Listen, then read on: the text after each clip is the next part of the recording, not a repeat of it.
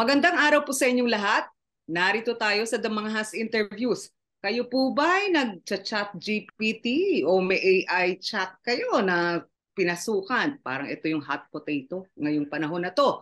Pero meron bang panganib? Meron bang perwisyo? At ano ang benepisyo na maitutulong sa buhay natin? Kasama po natin si Attorney Jamael Jacob, ang Legal and Policy Advisor ng Foundation for Media Alternatives. Abay, mahusay po itong CSO na to na tumututok sa digital rights at media literacy, all sorts. At siya rin po Data Protection Officer ng Ateneo de Manila University. Magandang araw, Attorney Jam. Magandang umaga po, Miss Malu. Okay. Si Attorney Jam po ay UP, Sociology at Law.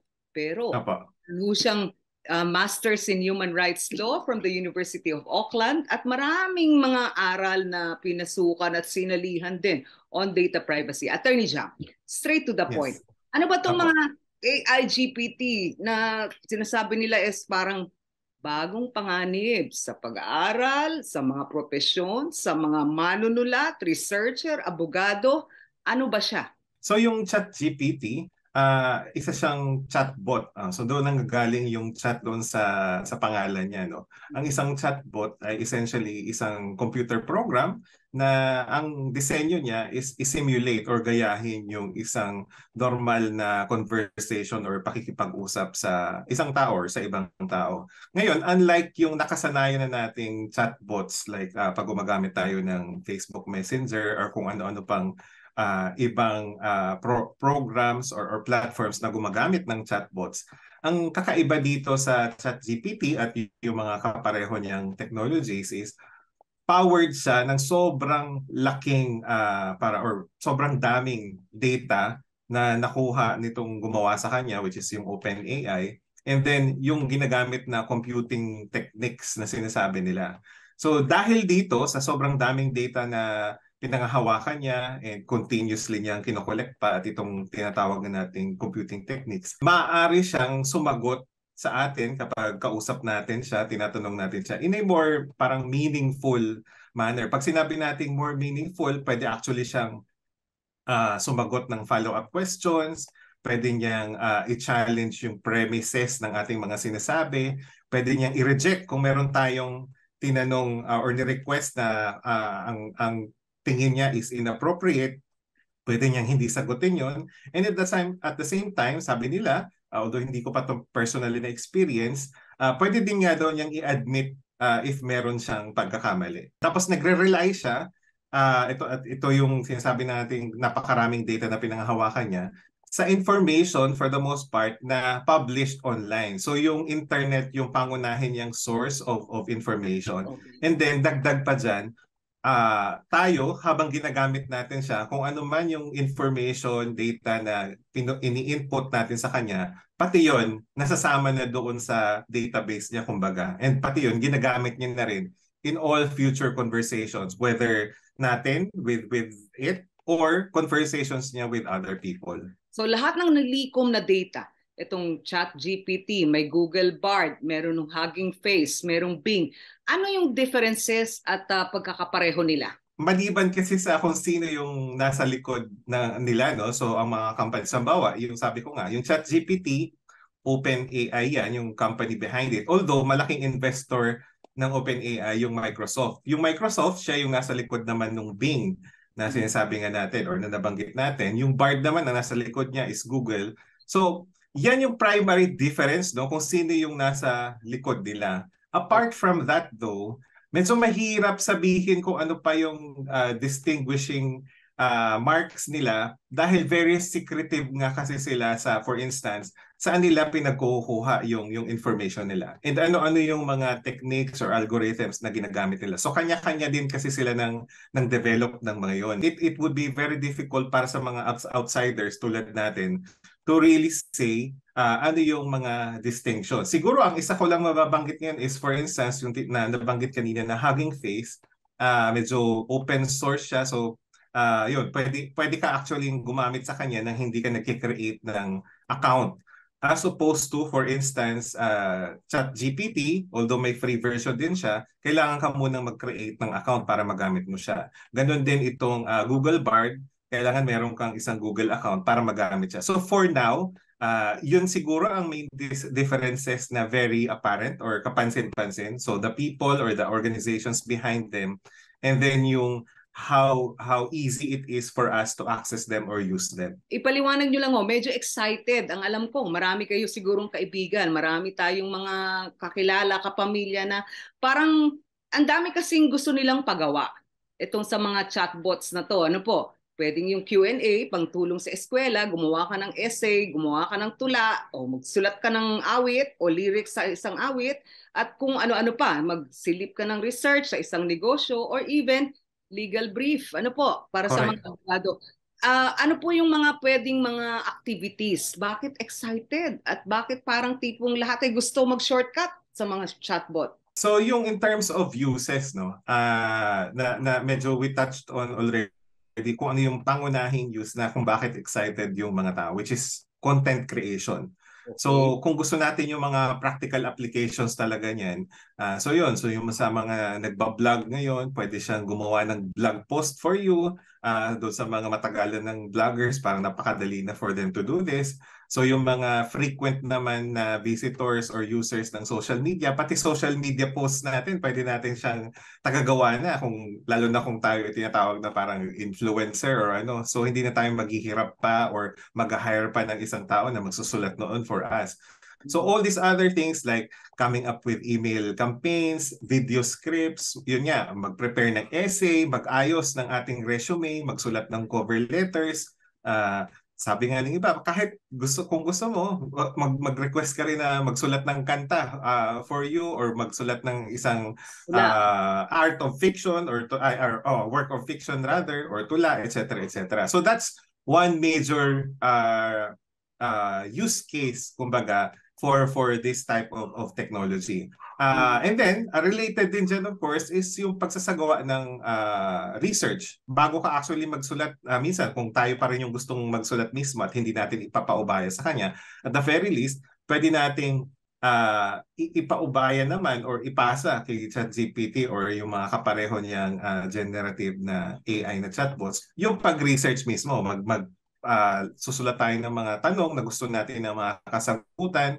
or maybe even mag-request tayo ng suggestions niya kung ano yung mga pwede nating tingnan or basahin. So malaking tulong din siya sa atin sa research.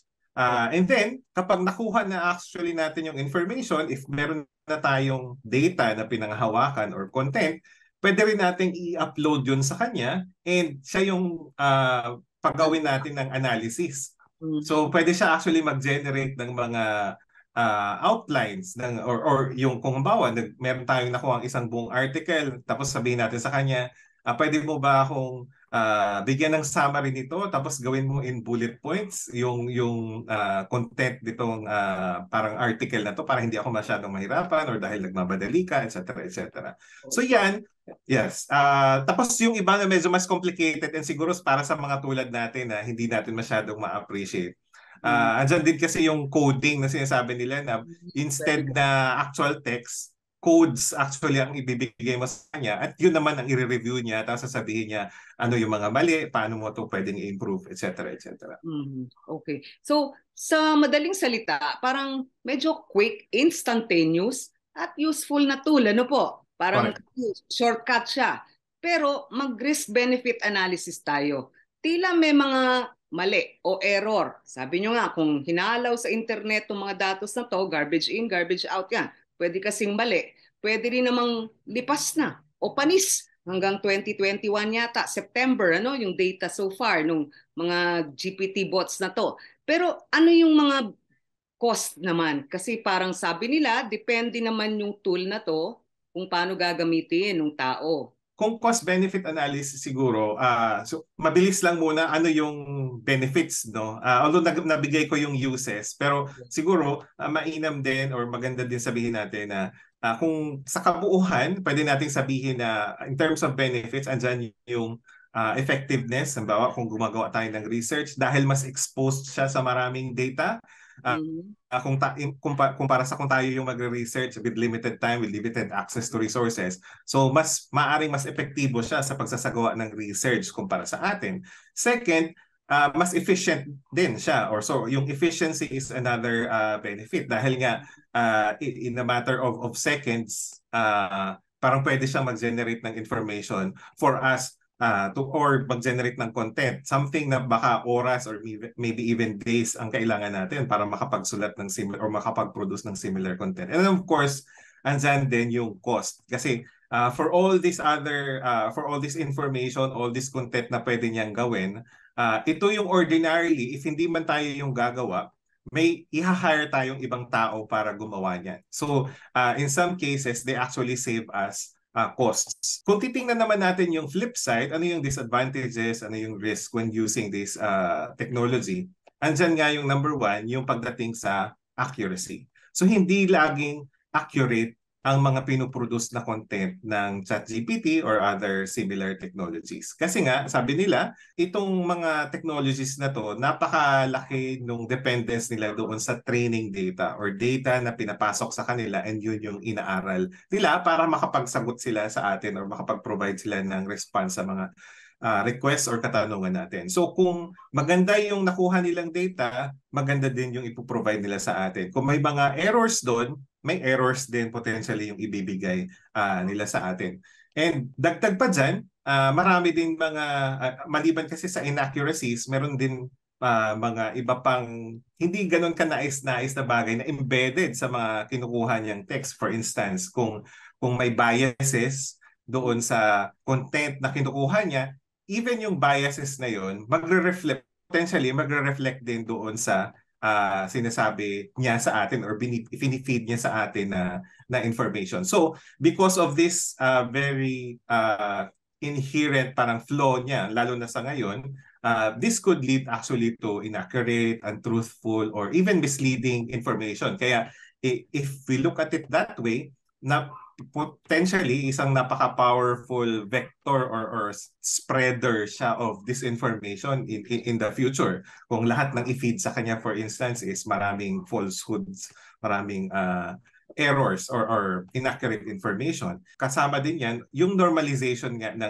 and propagation ng bias. So kung halimbawa ang topic mo is history about a particular country, and then ang karamihan ng historical accounts available out there ay gawa ng mga banyaga, for instance, and not people actually who reside in that country, who live in that particular country.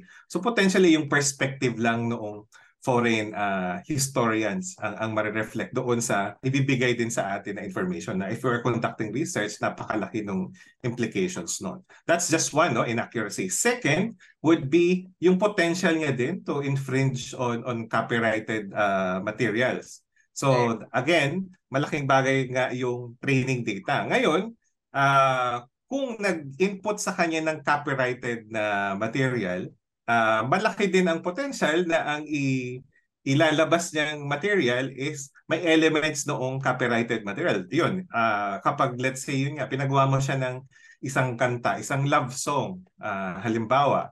So kung marami siyang nabasa, na-scan na existing love songs produced by all these artists through the years, hindi malayo na ang gagawin niyang love song para sa'yo ay may mga lyrics na or may content na galing na sa existing na material. So that's another critical thing na kailangan i-consider. Na malaking issue din ito, by the way, for artists and the like. Kasi yun nga, parang pwede na supposedly gayahin yung mga style nila ng pagsusulat, etc. na ang fear nila is so baka in the future hindi na sila i-hire.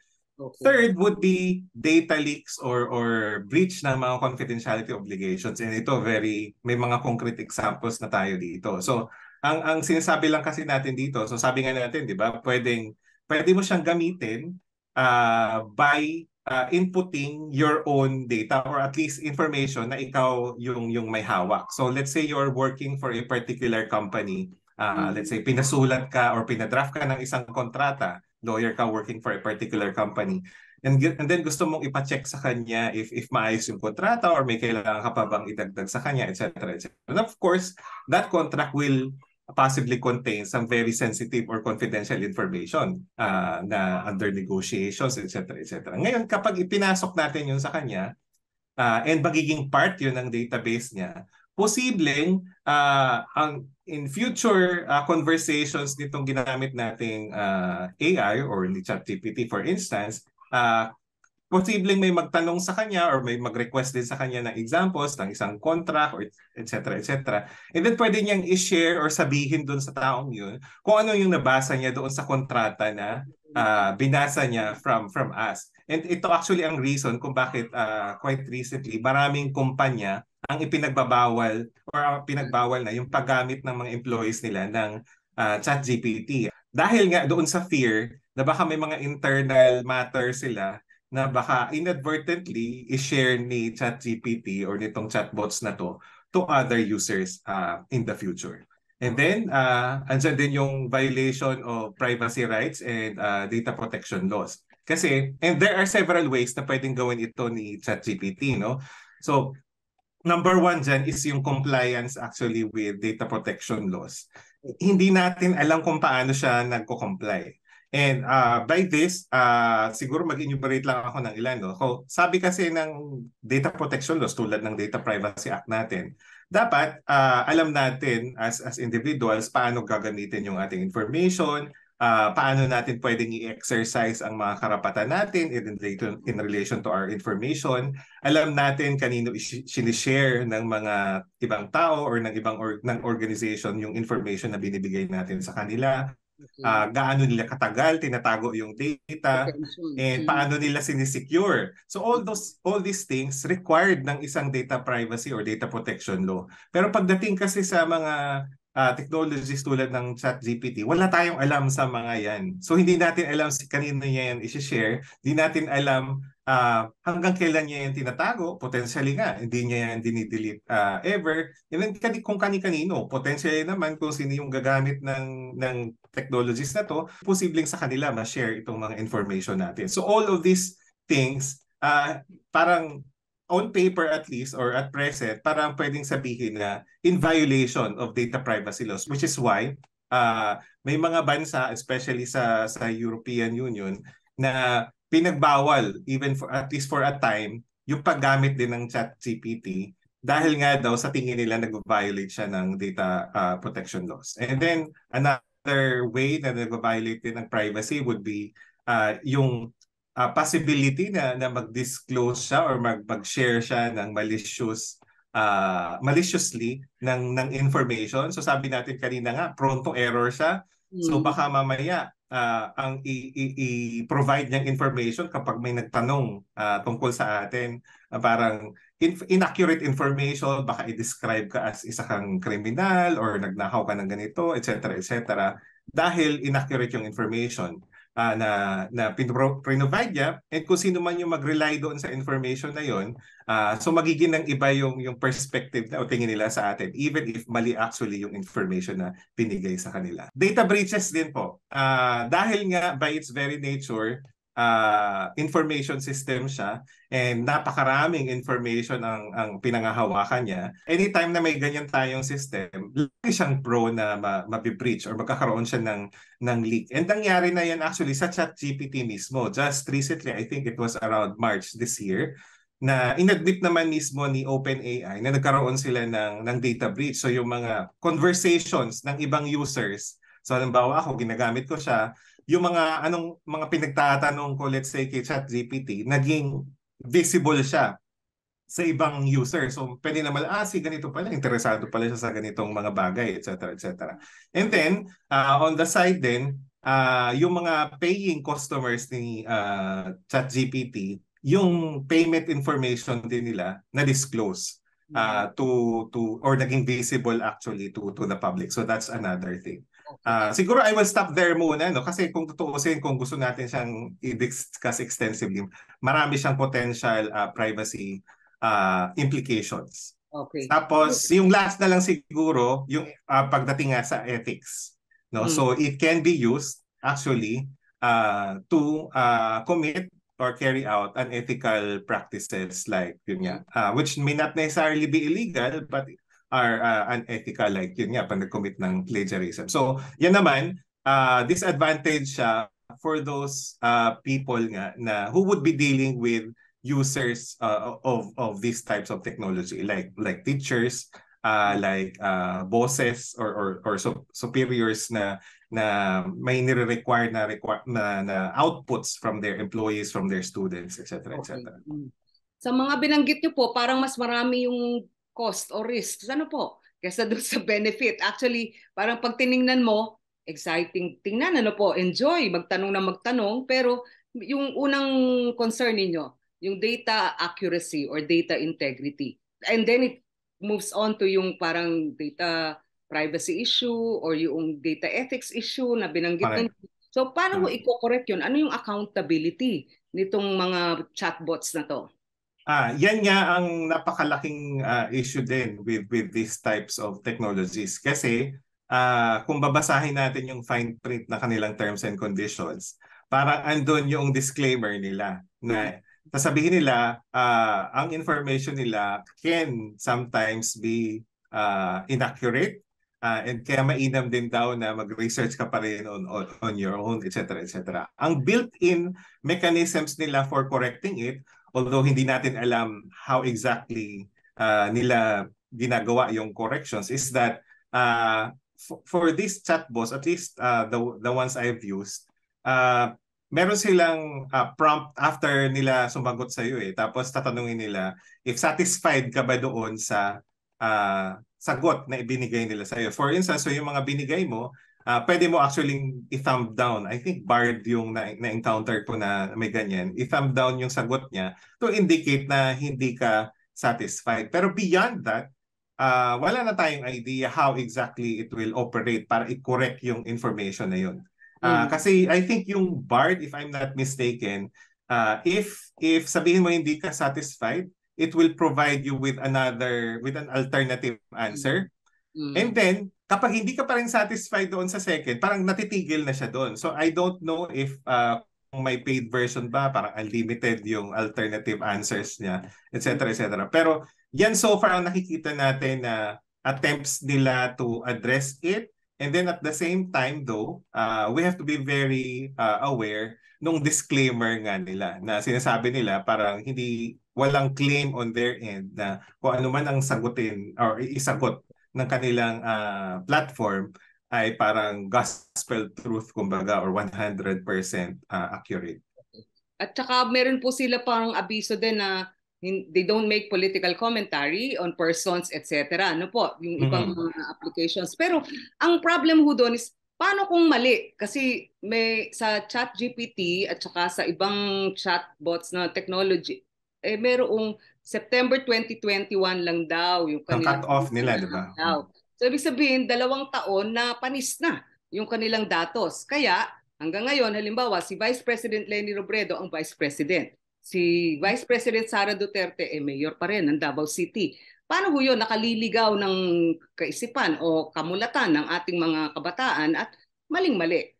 Correct. And I think, pagdating dyan kasi dapat papasok din yung one, regulations, and then on the part din mismo nitong companies behind these particular platforms, I think kailangan nilang mas maging proactive sa pagpapaalam ng ganyang limitations ng kanilang platforms. Kasi kung hindi ka nga din naman very conscious at hindi mo masyadong pinupuna or pinapansin yung mga maliliit na warnings or precaution na nilalabas nila sa kanilang platform, madali kang malinlang kumbaga or lead to believe na kung ano man yung sinasabi niya is entirely is accurate rather. Pero apart from that, yun, I think that's where regulations have to come in order to make sure nga na these types of platforms provide more accurate information, and there has to be some level of accountability din on their end. Pero sa level ho ng mga halimbawa,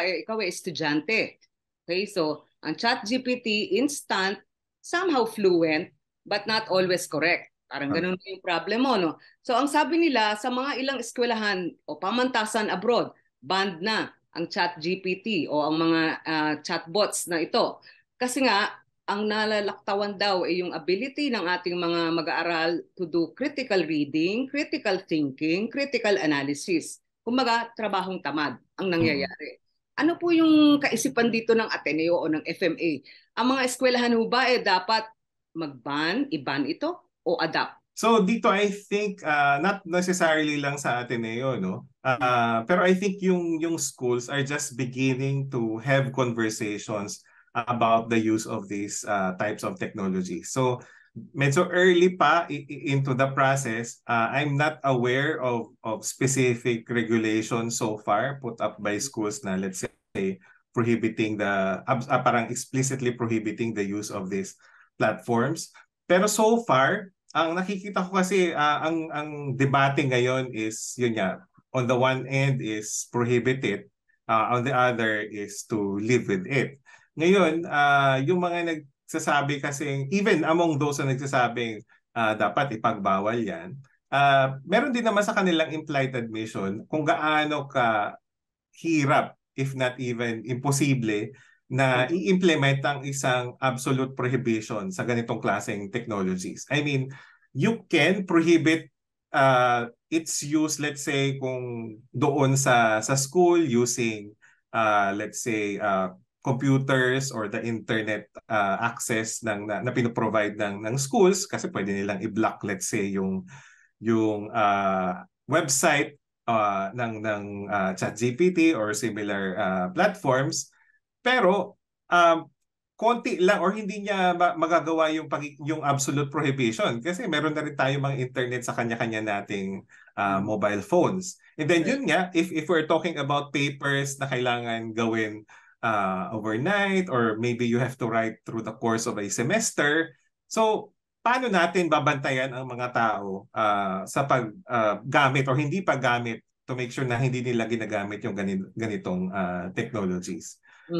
Meron naman sa ngayon, merong mga supposedly nagsusubok na nag-develop naman ng technology na I guess AI din siya to some extent para naman daw makapag-detect siya if ang isang text or content ay sinulat ng AI.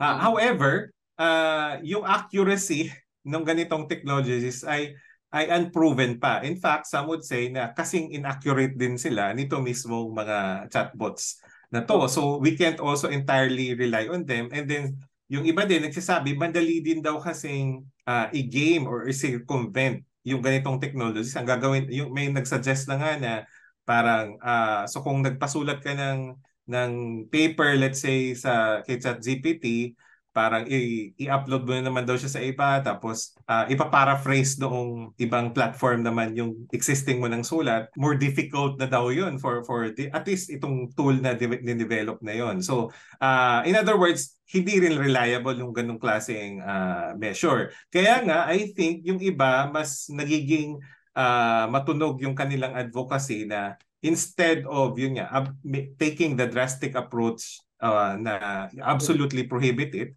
So sabi nila, we need to learn to adapt and live with this particular technology. So may mga several parang suggestions sila like maybe it would be better if we allow it for certain activities and then prohibit it in others. For instance, kung magpapasulat ka daw ng paper, maybe you can allow students to use it to generate an outline. Pero as far as writing the paper itself, parang kailangan pa rin yung student mismo yung magsasagawa. Tapos in terms of exams, imbis na take-home exams naman, for you to adapt, di gawin mong on-site or in-class yung test. Face-to-face. Face-to-face, pagsusulat.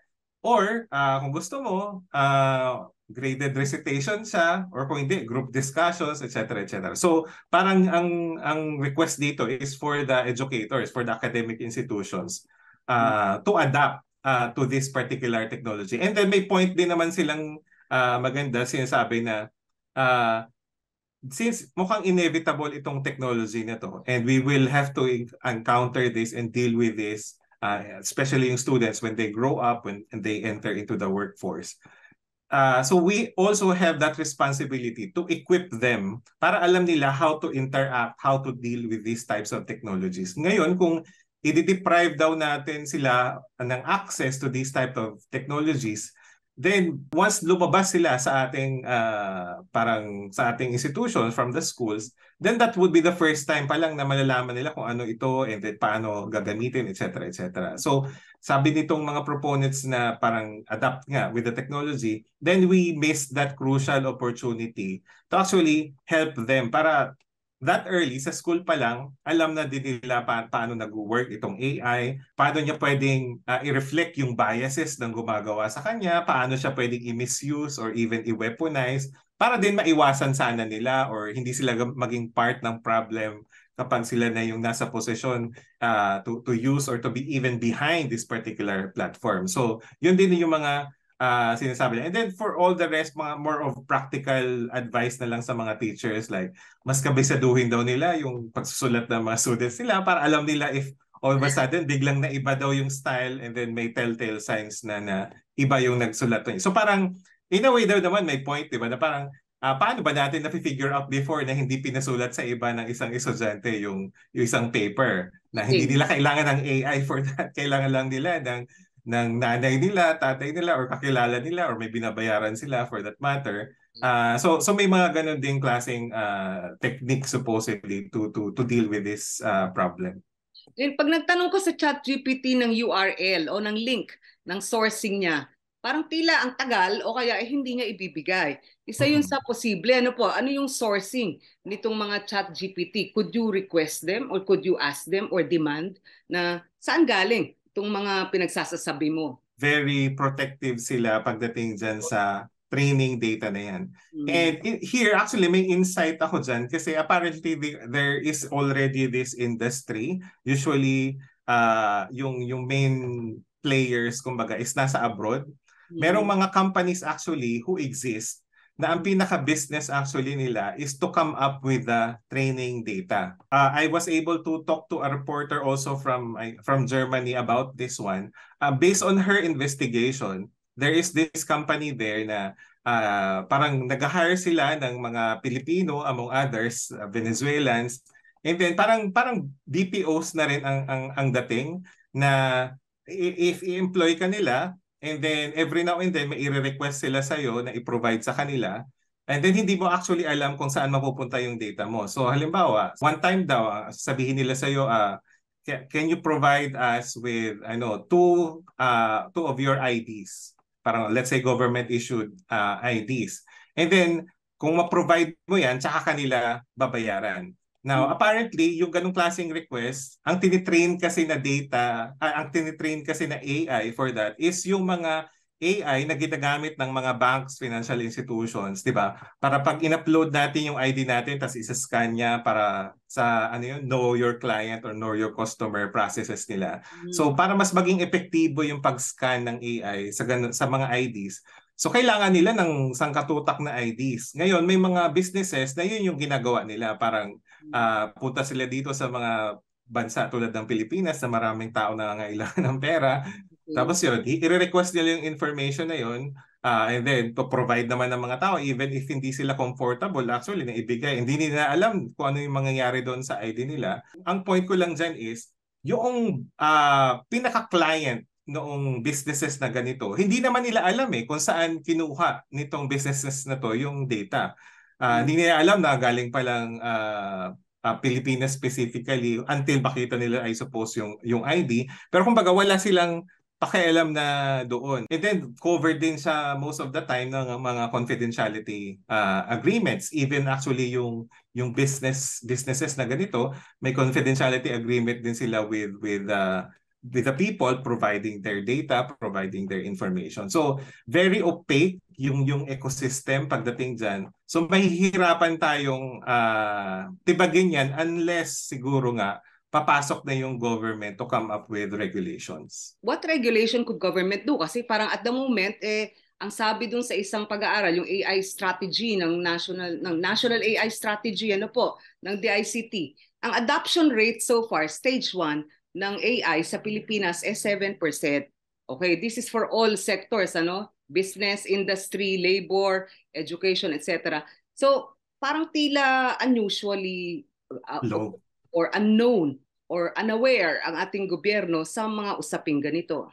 Unang-una, iniisip ko kasi kung paano nila nakuha yung figures. Oo, yung 7%, parang nagpa-survey ba sila sa mga Pilipino or may exact definition ba sila ng yung adoption? Kasi yun nga sa ngayon sa pagkakaalam ko, marami na ang nag-sign up for, let's say, ChatGPT, and then nung nilabas nga yung Google Bard early this month, last month pala rather, marami na rin. So I'm wondering ano yung ibig sabihin nila doon sa 7%. Baka naman ang tinutukoy nila is parang companies here officially, let's say, linking up or tying up with an entity like OpenAI para i-incorporate yung ChatGPT sa kanilang operations. But even then, parang did the DICT go out and ask all of these businesses to disclose that information? So, yun lang muna regarding muna the figures. But as far as regulations are concerned, I would admit na very challenging nga siya, no? I think for now, ang pinaka-advanced into the process ay yung EU. Alam ko yung sa US, yung White House, naglabas na rin sila directly from the White House na parang statement about the need niya to regulate this type of technology. Pero that early pa into the process. I think may 2 senators doon na nag-propose ng bill. Pero this early, I would imagine na hindi pa ganoon ka-specific yung type of requirements na i-impose o kaya nilang i-impose. Kasi a lot of these things nga parang a lot of these things are unknown or very opaque. So I think in the same way na all this time hindi so far natin nakukompel yung mga tech platforms like, let's say, Facebook or Meta, na paano nila dinedetermine kung ano yung ads na ipapakita sa atin. Specifically, ayaw naman nilang ipakita yung mga algorithms nila. So same thing din dito sa parang AI chatbots or other applications ng AI. Ang sa tingin kong gagawin nila dyan is at the very least, parang there would be principles governing the use of these particular platforms. For instance, if we talk about their compliance with data privacy or data protection laws, it would be possible for governments to require these platforms to make the necessary disclosures, especially yung mga binanggit ko kaninang information na ordinarily dapat naman talaga may karapatan tayo to those types of information, like how long they retain our information, parang how they secure our information, with whom they share our information, etc., etc. So I think those types of requirements, it's reasonable for governments to require those. Pero in terms of disclosing again yung computing techniques, I would think they would be the parang the battle na talagang kailangan yung matindihang parang wrangling of kung sino yung mas may power or authority between them. Kasi I would think na itong mga companies na to, ang i-argue nila is these are all proprietary information. And yung edge nila over their competitors depend on them being able to keep these techniques, these technologies or strategies secure and confidential. And who knows paano yan i-handle ng government if for some reason mare-require silang i-disclose those types of information. Pati po yung founder nung AI, sabi nila AI godfather si Geoffrey Hinton. Sabi niya, ito yung malaking problema.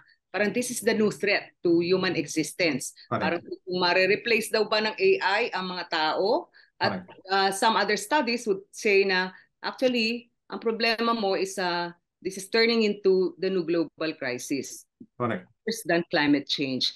Explain nyo nga po, you've discussed many things, yung risks, yung cost ng AI applications or technology tulad nito, pero and then of course yung unpreparedness ng mga gobyerno to really deal with it, or even enforce data privacy laws, iba-iba syempre sa iba-ibang bansa.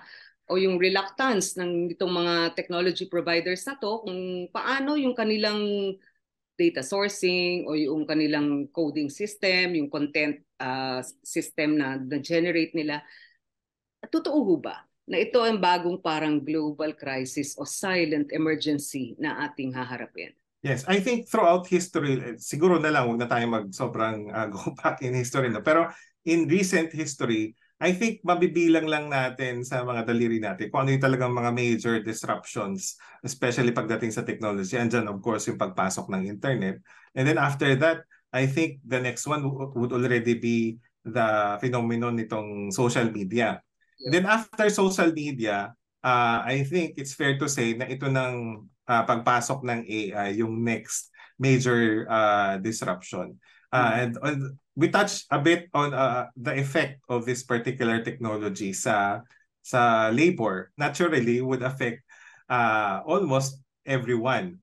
Ang irony nga daw dito kasi ang sinasabi nila is all this time, yung tao naging takot doon sa automation. And people thought na ang mga sobrang at risk na mga trabaho is yung mapapalitan ng mga robots like yung mga nagtatrabaho sa planta, sa factory, etc. etc. Pero yung pagpasok nitong AI, medyo na-flip yung script. Ngayon, ang sobrang at risk are those jobs already that actually require some higher level of education compared doon sa mga engaged in, let's say, manual labor. Kasi ngayon, yung mga copywriters, artists, even lawyers, etc., etc., sila yung at risk. Sila yung parang possibility mawala. Actually, hindi na natin pwede sabihin na possibility kasi there are actually people now na marami nang nai-interview. Just earlier, parang I was able to read an article nga na in-interview talaga yung mga taong dating, lalo yung mga freelancers, writers. Ngayon, wala na sila, naubusan sila ng client because their clients opted to use ChatGPT to perform the writing task that they used to do. So, mas mabilis yung paggawa and then cheaper. Even if those people parang insisted na hindi pwedeng mag-rely lang basta-basta yung former employers nila, former clients nila sa chatbots. On average pa rin, apparently ang feeling ng companies na yun, businesses na yun, mas practical pa rin for them to actually resort to these types of technology. So yan yung reason kung bakit major threat in a way to the livelihood of a lot of people. And then on the other hand, parang andyan din yung tinatawag nga natin na hallucinations. Itong hallucinations, it's when these types of chatbots, for instance, present things as if they were facts, pero it turns out parang they were just making things up. So, parang nag-iimbento na ng facts or nag-iimbento ng data itong mga chatbots. And for now, even the developers behind these technologies, hindi nila alam how exactly these technologies are coming up with those information. So yan, I think yung nakita din noong even those early proponents itong technologies na parang inisip lang, okay, parang akala ko 10, 20 years pa in the future natin kakailangan problemahin yung mga ganyang bagay-bagay. Pero apparently as early as now, hindi. Parang there are things to this technology na although feeling na ang nakikita natin ngayon, as is human nature siguro, is yung benefits niya kung paano niya mapapadali yung buhay natin. Pero hindi natin nakikita pa yung flip side na marami nga apparently. Ang flip side o posibleng future dark side dito, you mentioned yung plagiarism. So halimbawang si AI chatbot gumamit ng maling impormasyon o nakaw na impormasyon, may plagiarism tayong batas, may cybersecurity law tayong batas, at yung user ginamit yun, halimbawa sinabit sa eskwela o kaya sa legal brief o kaya sa reporter's report niya, storya niya. Sino yung mananagot? Si ChatGPT, chatbot na yon o yung gumamit na user? I think po parang it will be somewhere in the middle. There would be a shared responsibility between the parties. Ngayon, I think clearer naman if doon sa part ng user, no, especially since if meron kang existing rules, bawa kung whether school man yan or sa employment mo man yan, may rules dyan regarding the use of plagiarized material or illegal material downloaded online, etc., etc. So I think clearer naman yung accountability doon. I think ang mas vague or at least unclear at the moment is ano yung extent ng liability or accountability of these platforms who are actually providing those information. Pagdating dito naman sa platforms, I think this same problem, we confronted this early on yung when we were still dealing with social media platforms or the first time we were dealing with social media platforms. Around 10 years ago, Google, Meta, and all these other tech platforms, very united sila sa kanilang position na they are third parties, they consider themselves mere intermediaries, and they should not be held accountable doon sa kung ano man nilalaman ng kanilang platforms. But we've seen na through the years din, yung position nila na yan nag-evolve to the point na dumating tayo doon sa time na even si Mark Zuckerberg, yung CEO and founder ng Facebook, when he spoke before Congress doon sa US, inako niya na their platforms, their company should already start taking responsibility for what's in them, and they should be more proactive in trying to regulate din kung ano yung mga makikita doon sa platforms nila, whether that is hate speech, whether that is privacy violations, etc., etc. I would imagine na we would see a similar evolution pagdating dito sa companies behind these platforms. Pero for now, yung status ko, I think, would be similar doon din sa earlier position nila when it came to the uses of these social media platforms. Na for them, kaya makikita natin yung mga disclaimer dyan sa terms and conditions nitong platforms na to. Sabihin nila, this early, dapat alam mo na hindi accurate lahat ng sinasabi namin. So, kung gagamitin mo to parang as is, gagamitin mo to for whatever purpose and mag-suffer ka ng damage or harm as a result, hindi namin yan kasalanan kasi you relied entirely on what came out when you use our services. So doon I think pwedeng mag-come in yung government and yung regulations. For now, I don't think sapat or sufficient yung existing nating laws and regulations, which is really why we need to have new ones. But at the same time, I would also caution against rushing into things kasi our legislators in particular may tendency din minsan to just introduce policies without fully understanding kung ano yung bagay na they are dealing with. And as a result, kung ano man yung flaws, parang naano patuloy nila na-establish pa nila at na-institutionalize nila. And natatali tayo to act on things moving forward. Ngayon, ang problema ho natin, even doon sa area ng data privacy, ano po, yung data privacy law, yung mga freedom of information advocates, ang parang napapansin, hindi pa nga doon makagamay ang gobyerno doon sa data governance, meaning ano yung dapat accessible, impormasyon. Puro palagi kino-quote or ini-invoke yung data privacy. Now, ChatGPT or these chatbots actually pose a problem to us kasi parang tipong out the window yung mga sensitive personal information, sabi nyo nga may panganib na baka unwittingly ma-disclose o mailagay. So, what should government do? Yung balancing ng data governance, data privacy, at even itong data security sa panahon na may mga chatbots? I think yung conflict supposedly between data privacy naman and freedom of information, hindi siya ganoon ka-significant. It's only played up because actually of the misapplication of the principles behind data privacy. There are a lot of information that people parang dapat may access naman talaga sila doon, pero ang bukang bibig ng, let's say, government agencies would be, hindi, covered yan ng data privacy and we cannot do anything about it. Pero when you really look at it, if you understand what data privacy is all about, mali yung pag-invoke nila doon.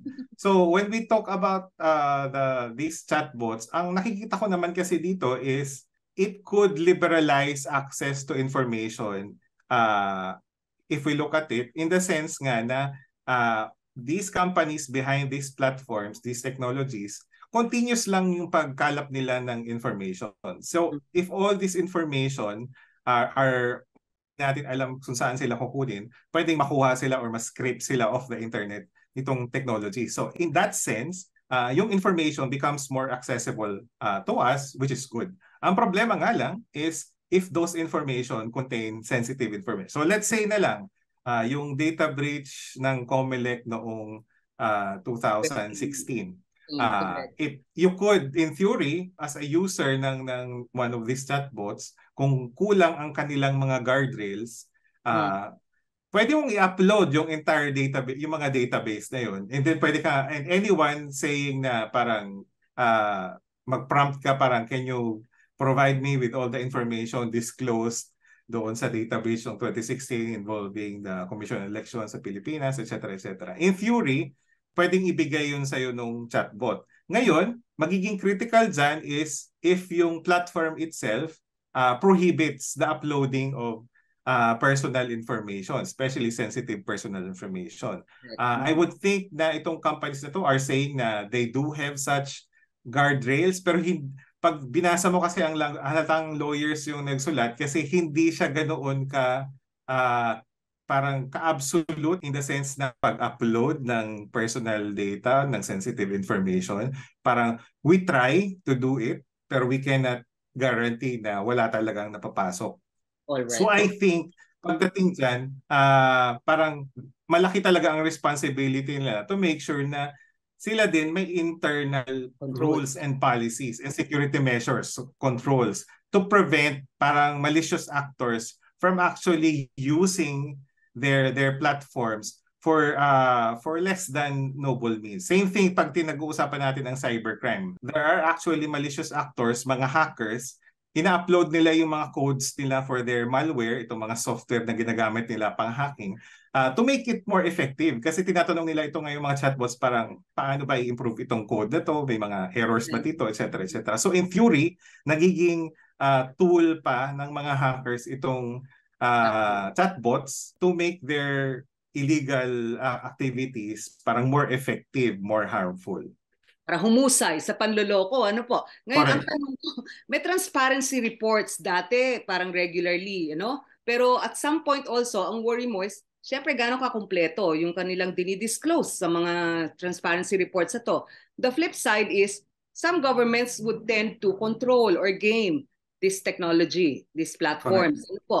So parang, ano yung risk na halimbawa, an authoritarian government or a repressive government would like to impose ito lang yung content na i-harvest ninyo for halimbawa ChatGPT or chatbots in the Philippines. Kasi posibleng, depende nga sa kanilang na-harvest na content. Ano po? Kung bad content yan, yun yung ibibigay sa'yo ulit nung chatbot. So can governments limit? Governments can try. Parang they can always do that. Pero in terms of them being able to effectively actually enforce yung kanya mga klaseng directives, mahirap naman makita yan for now, at least. Until siguro we come to that point wherein governments will actually demand na you have a version, let's say, of ChatGPT na yun lang yung available, let's say, dito sa Pilipinas or let's say sa China or let's say sa Russia. Which is actually possible kasi sabi nga nila, one of the parang offerings, let's say, ng ChatGPT is for your company to have it only as an internal tool. So yes, you will upload your information, your company information in that particular tool, pero ang pwede lang parang closed off siya sa outside world. So ang pwede lang magtanong at gamitin yung particular version na yun ng ChatGPT is yung mga employees lang nung company. Now, if that is possible in a particular organization, parang in theory, parang a government, an authoritarian government, could potentially parang make a similar demand.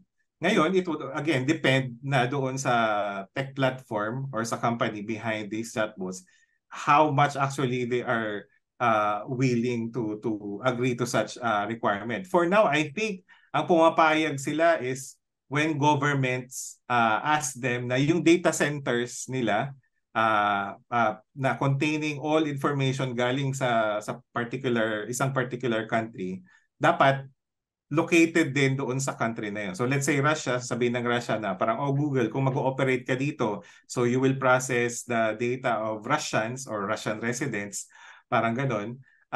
You can do that, pero store mo lahat ng information na yan in data centers also located in Russia.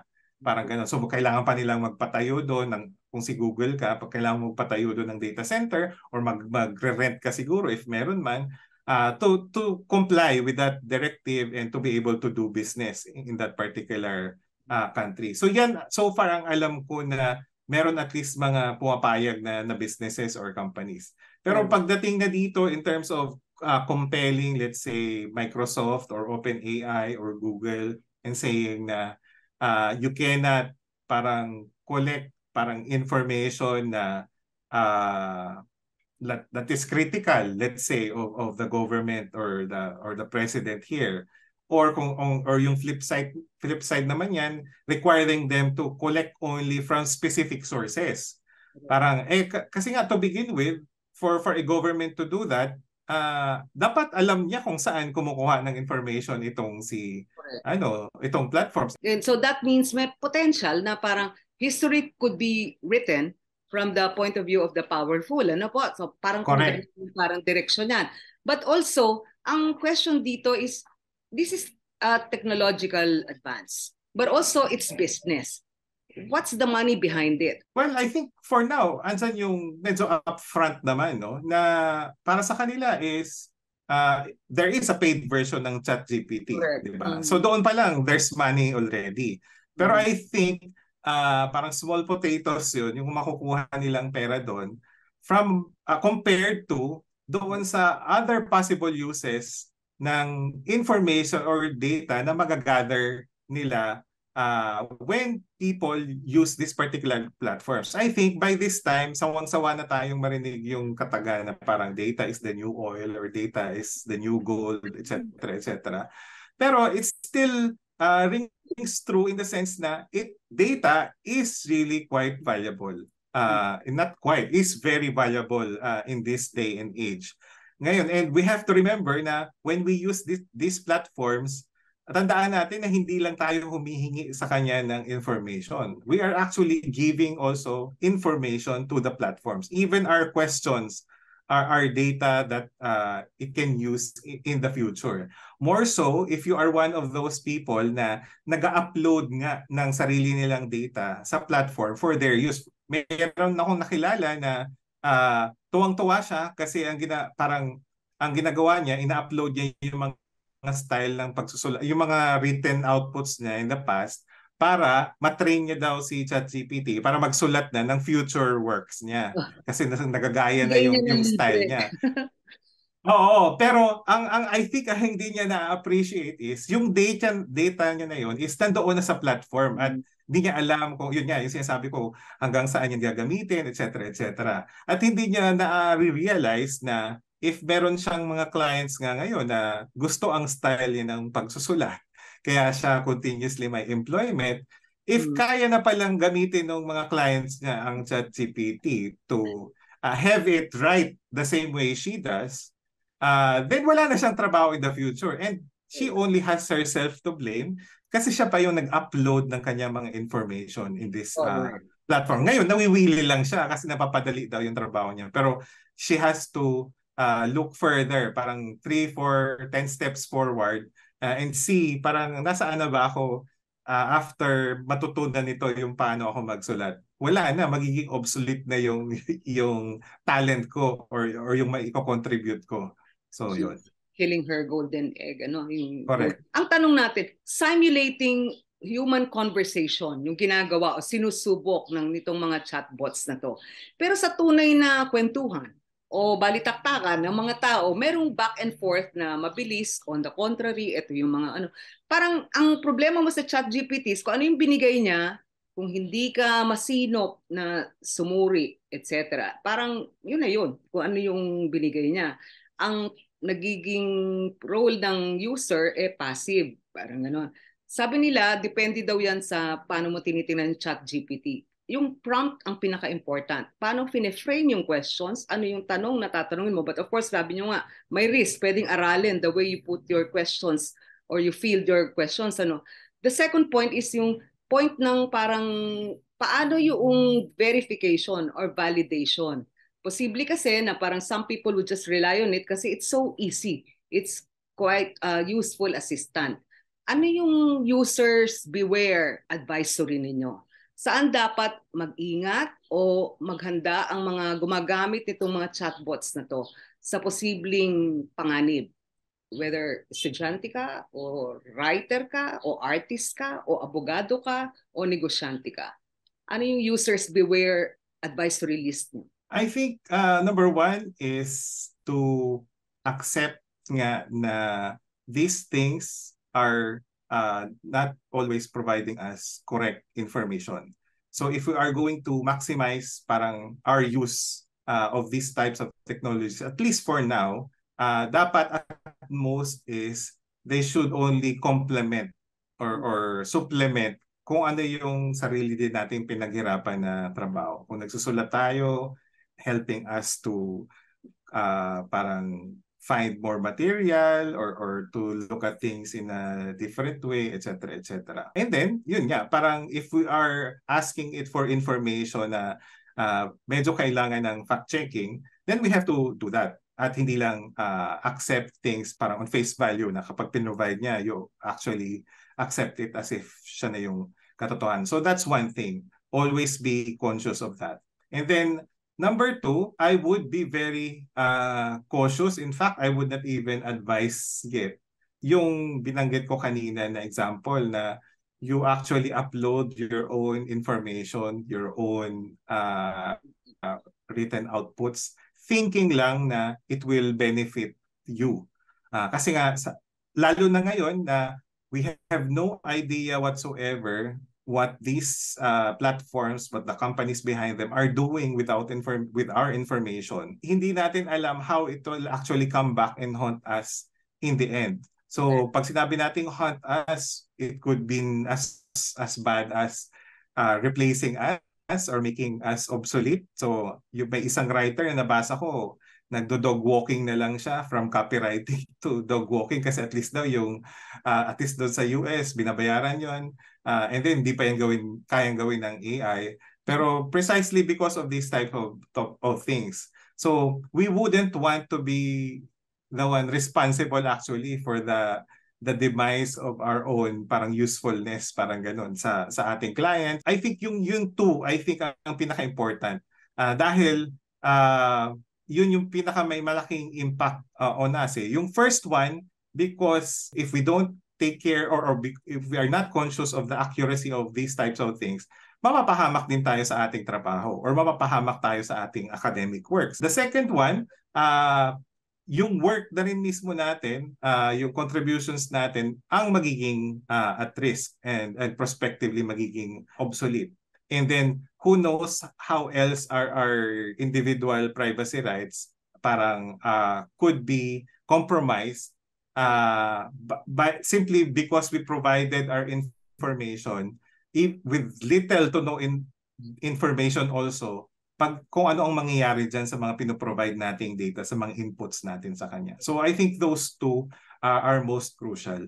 Merong isang artikulo sa foreign media na posibleng magamit kaya sa eleksyon itong mga chatbots na to. How good or bad are the prospects na they could be used to influence the conduct and the results of elections? Tayo po sa Oktubre ay may halalan, barangay at SK. Pero ano sa tingin ninyo? May posibleng danger na itong mga chatbots na to could interfere with the vote? In terms of influencing siguro people's mindset, people's opinion of certain people, of certain candidates, there's always that risk. Especially nga since we don't know how these things work, where these technologies get their information. If ikaw yung person or organization thinking of gaming this particular technology, I suppose one strategy na maiisipan mo is to flood the internet with as many either positive information about your candidate or your candidacy, and as many false information or damaging information naman about your opponents. So and then especially let's say if you are Google or using Google Bard, ganun din. Parang kung ikaw din naman gusto mong i-game this early, then if you're not yet doing it, parang continue flooding social media ng as many positive information about you, and then even if false, and then negative information about others, even if false din yung information na yun. So in that sense, parang yes, I would say this poses a risk. Siguro ang consolation na lang natin is baka hindi pa kasing prevalent yung use ng chatbots for people, unlike the way people are so used to going to Facebook or using all these different social media platforms like TikTok, for instance. Ngayon, ang problema natin is parang time is running out. Ano po? Meron bang tingin nyo urgency ito for Congress to take action or even to take heed of the issue? Ano ba yung mga samut-saring mga concerns na dapat nilang silipin? Si Congressman Robert Ace Barbers may panukala na sana may super body daw to look at the potential risks of these chatbots. Kayo po, bilang dating naging privacy consultant on privacy matters sa Data Privacy Act, anong tingin ninyo? Saan tayo pwedeng makakita ng real action, real useful action on the part of Congress, on the part of the executive? I think we should do the prudent thing of while recognizing na kailangan nga ng regulations nito at some point. Pero magsagawa din ng sapat na pag-aaral. So even if bills are filed, for instance, kailangan yung Congress natin, whether it be in the Senate or in the House, kailangan talaga merong mga working groups na silang i-establish to study ano yung mga possible parang ways of properly regulating these technologies, of addressing the issues that they give rise to. Kung isipin, parang yung counterparts nila sa EU, sa US, nandun pa rin in the very early stages. Yung EU na nga siguro ang pinaka-advanced in that regard. And to think they have been dealing with this for much longer than us. Lagi naman tayong nahuhuli pagdating sa pag-adapt ng newer technologies So we can certainly learn from what they have already taken up, discussed. So if they have existing drafts, pwede nating tingnan yun. And that's what Congress should actually do. And even existing regulators, by the way, kasi pwede naman yan parang stopgap solution na before we come up with actually parang a Republic Act, a law actually enacted by Congress, pwede naman in the meantime, may regulations yung mga agencies like the DICT, the NTC, I guess NTC to some extent, to look into these things. And then kung meron ng mga areas na pwede nilang punuan or gaps na pwede nang punuan, like let's say sa data privacy, sabi ko nga kanina, parang maraming information na hindi alam ng individual when using ChatGPT, the NTC could actually come forward and say na you are required by law, by the DPA, so you don't have to legislate a new law for that. To do that, ang kailangan lang gawin ng NPC is perhaps come up with a circular na explicitly parang address to these platforms and requiring them what needs to be to disclose what needs to be disclosed and to do what needs to be done for the meantime. And then pwede ka na magsama doon ng information din for the public in general. Parang guidance na rin how they are to use these platforms in a way na sila din, they preserve as much as possible their own privacy rights. Okay. And sa huli, tatanong ko sa inyo, Attorney Jam, ito bang mga technology na to, katulad din nung dumating ang internet, dumating yung mga social media platforms, parang ang sabi nila, syempre the educated, the elite, the money got into it big time. Although of course maraming nasa social media accounts, pero for personal conversations with their families and friends. Pero itong use nito ng chatbots na to is parang tipong related to either education, profession, or career, or business. Ano yung sa silip ninyong danger? Kasi sabi nila, for every 2 Filipinos online, 1 other is offline. Dahil mahirap. Mahal ang smartphone, mahal ang internet access. Will this make the poor actually be at a disadvantage, greater disadvantage? Kasi parang yung tipong kaya lang sumakay sa mga ganitong technology at magbayad kung sakaling mga paid accounts, ano po, eh yung mga nasa uh, eskwela, nasa propesyon, nasa negosyo, paano na yung mga mahihirap na walang financial capacity to Ano even yung kung ano yung impact sa kanila. Ang focus pa natin masyado is for those who are actually do it? for those individuals actually using these platforms. Correct. I think yung impact niya talagang mas magiging widespread, mas mararamdaman not necessarily of those actually using the platforms. When we come to that point when governments, businesses incorporate these technologies on all their existing parang systems. So let's say i-incorporate ng DSWD sa pagprocess ng kanyang listahanan database yung ChatGPT. Tapos doon na siya, parang yan na yung tatanungin niya na parang sino yung ipaprioritize dapat na populations parang using itong input, let's say inputs na ilalagay niya doon sa chatbot. Considering all the flaws, all the parang risks na present pa ngayon, then we can imagine paano din pwedeng ma-compromise yung provision ng government services, distribution ng government benefits if the government adopts this technology and incorporates it into their system, which is what these businesses are intending to do anyway. Kaya ngayon yung Google Bard, na late siya into the party, kumbaga, kasi nauna si ChatGPT. Pero if you will look at it, nung ni-launch siya, ang dami niya na agad existing tie-ups with all these different businesses, platforms. All these things, parang makikita natin in the future as more businesses, as more companies adapt and integrate these systems or these chatbots into their systems. And all these problems, all these risks na identify natin right now for individual users, magmamigrate din yan or at least mapupunta din yan, may experience din yan nitong businesses, nitong governments na would end up adopting these systems. And kapag nandyan na yan, lalo na kung government yan, it doesn't matter kung gumagamit ka ng ChatGPT or hindi.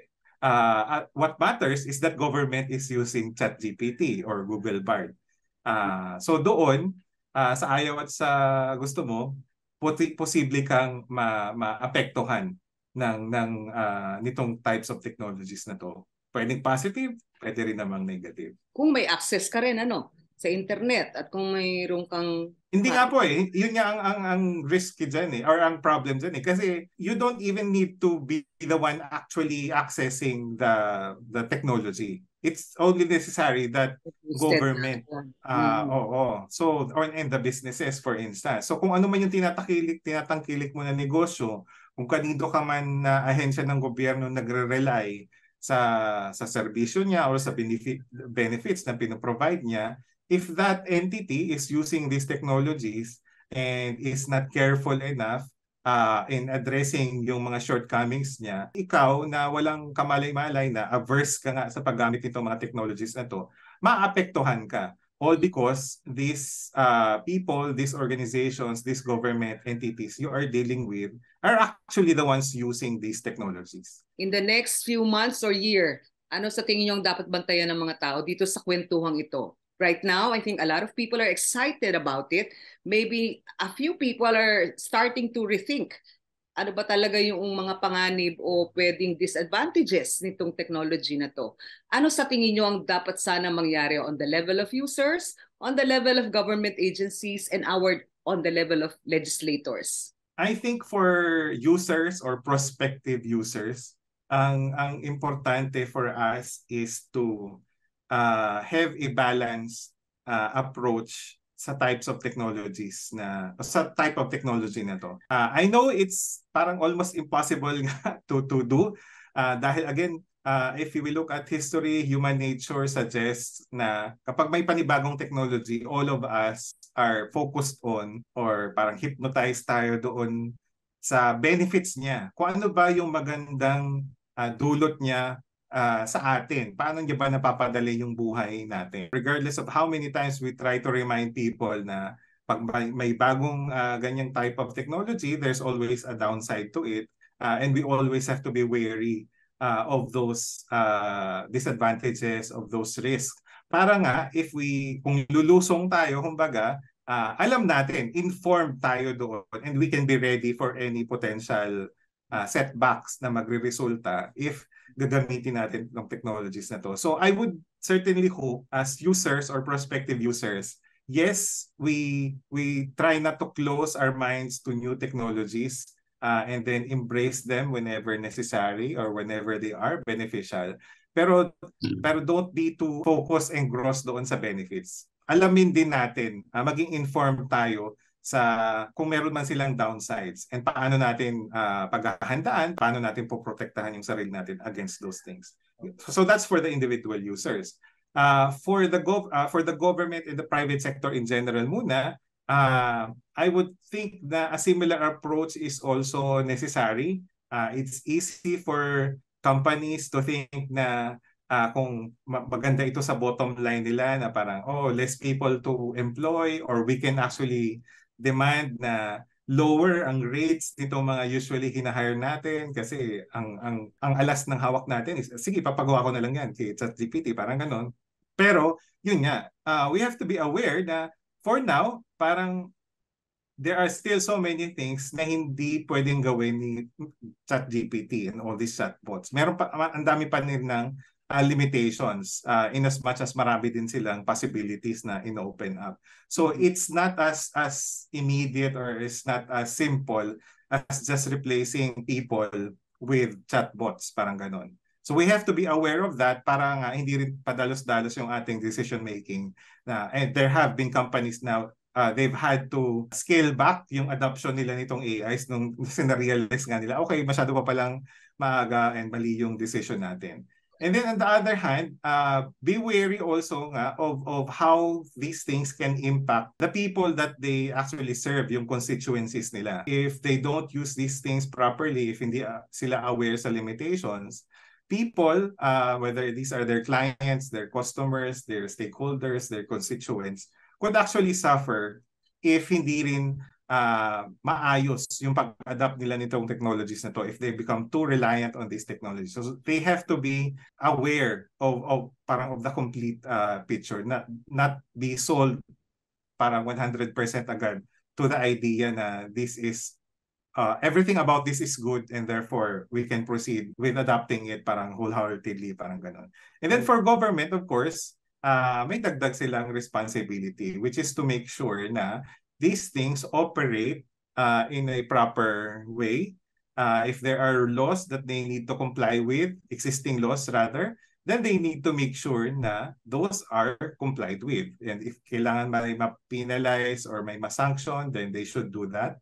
And then on the other hand, if there are things about these technologies that are still unregulated, so walang existing laws na nagdi-dictate how it should operate in those types of contexts, in those types of circumstances, then it is the responsibility also of the government, especially ng Congress and to some extent ng regulators, to actually come up with those policies para walang policy gaps. And then they need to do this with a sense of urgency, not urgent enough na parang maglabas sila ngayon agad ng policy and then ipasa na nila because that would also be irresponsible.